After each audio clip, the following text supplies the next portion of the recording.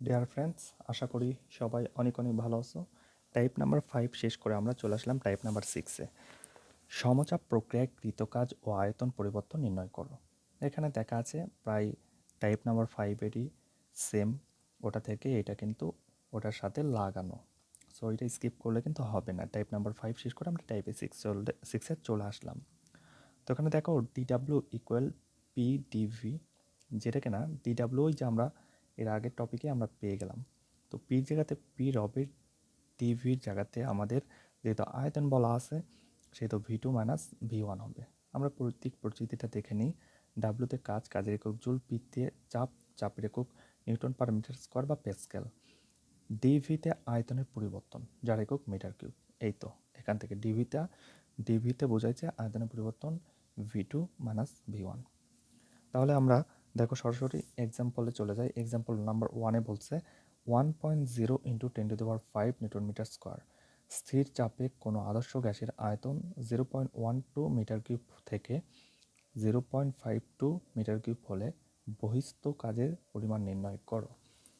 এটার আমরা এখন সমাধান দেখে নিই। তো প্রথমে আমরা সলভ দেখি। সলভে সাইড নোট করে নিচ্ছি।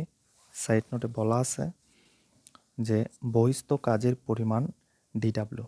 তাহলে এখানে চাপ পির মানটা আমরা বসাই দিই। পির মান দেওয়া আছে 1.0 into 10⁵ newton per metre square. শেষ আয়তন ভি2 মান দেওয়া আছে 0.52 মিটার কিউব। প্রাথমিক আয়তন বা প্রথম আয়তন ভি1 সমান 0.12 মিটার কিউব। আমাদের বের করতে হবে ডিডাব্লিউ। সো আমরা লিখে ফেলি ডিডাব্লিউ ইকুয়াল ওয়াট। সো আমরা জানি, লিখে ফেলি। আমরা জানি মেইন সূত্রটা একদমই লিখে ফেলি। D W equal P d V. ঠিক আছে, যেহেতু আয়তনের পরিবর্তন বলা আছে সুতরাং লেখা যায় পি ভি2 মাইনাস ভি1। এখন আমরা মান বসাই। পির মান দেওয়া আছে যেটা সাইডে লিখলাম 1.0 ইন্টু 10⁵ ইন্টু, এখানে ব্র্যাকেট দিলে হয়ে যাচ্ছে ভি2-র মান 0.52 মাইনাস ভি1-এর মান 0.12। ক্যালকুলেশন করলে আমাদের মান এভাবে চলে আসে। দেখো এটা থেকে এটা বাদ দিলে আমরা একটু ভেঙে ভেঙে করি। 10⁵ ইন্টু 0.4। এখন আমাদের হয়ে যাচ্ছে 4 ইন্টু 10⁴ জুল। তোমরা এটা দেখো ইএনজি বা অন্য মোডে নিলে মানটা একটু হয়তো অন্যরকম হইতে পারে, বাট এইরকমের মতো একটা কিছু হবে, সেটা হচ্ছে আমাদের রাইট অ্যান্সার। সো দেখো এখানে বলা যাবে সুতরাং বহিস্থ কাজের পরিমাণ 4 ইন্টু 10⁴ জুল। এটা হচ্ছে আমাদের প্রথম অ্যান্সার। এরকম করে আরও অনেকগুলো ম্যাথ আছে, সেগুলো আমরা দেখে ফেলবো। টাইপ 6-এর এক্সাম্পল 2। স্বাভাবিক চাপে কোনো সুপরিবাহী cylinder 2 into 10⁻³ metre cube gas রয়েছে। স্থির চাপে গ্যাস তাপ বর্জন করায় এর আয়তন 1.5 ইন্টু 10⁻³ মিটার কিউব হয়। কাজের পরিমাণ নির্ণয় করো। সেম প্যাটার্নের ম্যাথ আমি তোমাদেরকে তবুও করে দেখাচ্ছি।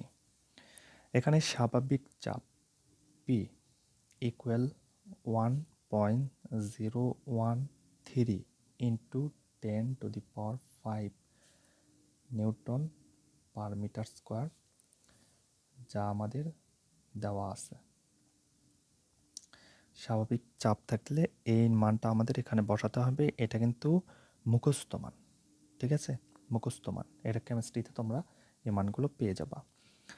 আদি আয়তন ভি1 equal 2 into 10⁻³ metre cube.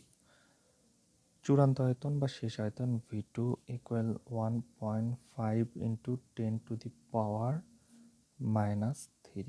Metre cube. কৃত কাজ ডেল ডাব্লু ইকুয়াল ওয়াট। তো আমরা জানি, লিখে ফেলি আমাদের সেই সূত্রটি। D W equal P del V, বা এই যে ডেল ভি। এখন দেখো পি পি রাখলাম, ডেল ভির জায়গাতে বসালাম, যেহেতু আয়তনের পরিবর্তন বলা হয়েছে, v2 মাইনাস v1। এখন আমরা সম্পূর্ণ মানটা বসাই দিই।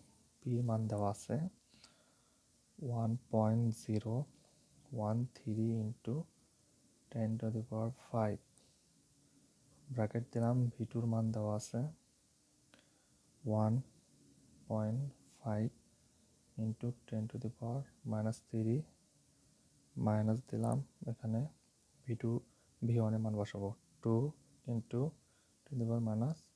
এটা কিন্তু আমি নিচে দিলাম কারণ এখানে আমার জায়গা সংকট। এখন আমরা ক্যালকুলেশন করি। ক্যালকুলেশন করলে সরাসরি মান চলে আসে -50.65 জুল। এখন থেকে এখানে বলা আছে, লেখে নাও, যেহেতু কৃতকাজ ঋণাত্মক সেহেতু এক্ষেত্রে পরিবেশ গ্যাসের উপর কাজ সম্পাদন করবে। তাহলে আমি আরেকবার বলি, যেহেতু এখানে কৃতকাজটা ঋণাত্মক সেহেতু এক্ষেত্রে পরিবেশ গ্যাসের উপর কাজ সম্পাদন করবে। কথা ক্লিয়ার? তাহলে টাইপ নাম্বার 6 এরকম প্যাটার্নের ম্যাথগুলো প্রায় এসে থাকে। আরও জটিল কিছু ব্যাপার আছে, সেগুলো তোমাদেরকে সিকিউয়ে করাবো। আগে প্রথমে আমরা আমাদের টাইপগুলো শেষ করে নিচ্ছি, যে কোন কোন টাইপের ম্যাথগুলো আসে। কনসেপ্ট নাম্বার এবং টাইপগুলো আমরা বোঝার চেষ্টা করতেছি, যে সূত্র এটা এবং এখান থেকে এই রকম ম্যাথ আসতে পারে, এইরকম ম্যাথ আসতে পারে, সেই জিনিসগুলো আমরা দেখব। কারণ আমরা সিকিউ যখন করি তখন আমরা বুঝতে পারি না যে আসলে কীভাবে ম্যাথগুলো আসতেছে। সো সেই প্যাটার্ন বা এবং টাইপটা যদি আমরা জানি তাহলে আমরা সুন্দরভাবে বুঝতে পারবো যে আমরা এটা কনসেপ্ট নাম্বার 4 থেকে এসেছে, এটা এই গ নাম্বার প্রশ্ন কনসেপ্ট নাম্বার 7 থেকে এসেছে বা 8 থেকে এসেছে, এটার আলোকে। এটা কিন্তু সবথেকে মোস্ট ইম্পর্টেন্ট। তুমি কতগুলো ম্যাথ সলভ করলে সেইটা কিন্তু বিষয় না, মেইন বিষয়টা হচ্ছে তুমি ম্যাথ সলভ করার নিয়ম জানো কি না, এটা কিন্তু জানতে হবে। এই বিষয়টা তুমি ফিজিক্সের ক্ষেত্রে অ্যাপ্লাই করতে পারো, কেমিস্ট্রির ক্ষেত্রে অ্যাপ্লাই করতে পারো, ম্যাথের ক্ষেত্রেও অ্যাপ্লাই করতে পারো। তোমরা যারা হায়ার ম্যাথে আসো তাদের জন্য এই জিনিসটা জানতে হবে। হাজার হাজার ম্যাথ আছে, হাজার হাজার সিস্টেম আছে, ইকুয়েশনটা চেঞ্জ হবে, বাট তোমার এদিক ওদিক সাইড নোট চেঞ্জ হবে, মান চেঞ্জ হবে, কিন্তু তোমার ফর্মুলা তো সেম থাকবে, তাই না? যোগের নিয়ম যেমন, বিয়োগের নিয়ম যেমন, গুণনের নিয়ম যেমন, ভাগের নিয়ম, এইরকম নিয়মগুলো আছে। সো এখানেও যেমন আমরা এখানে করলাম 5 নাম্বার টাইপ এবং 6 নাম্বার টাইপ প্রায় সেম। সো এইখানে একটু চেঞ্জ আছে, এই একটু চেঞ্জটাই হচ্ছে আমাদের টাইপ, যে এই টাইপ বা এই প্যাটার্নের প্রশ্নগুলো হয় সেটা তোমাকে বুঝতে হবে। আমরা দেখে যাচ্ছি একটা সূত্র আছে, সেটার আমরা ম্যাথ করে ফেললাম, তারপরে ওইটার আলোকে কি হইতে পারে সেটা আমরা বিশ্লেষণ করি না, আমরা ভাবি না, আমরা কিছু সিকিউ করে যাই, কিছু শর্ট নোটস পড়ে যায়, যার জন্য আমাদের সমস্যা হয়ে দাঁড়ায়। এই কাজটা কিন্তু করা যাবে না, যেহেতু এটা এইচএসসি পরীক্ষা।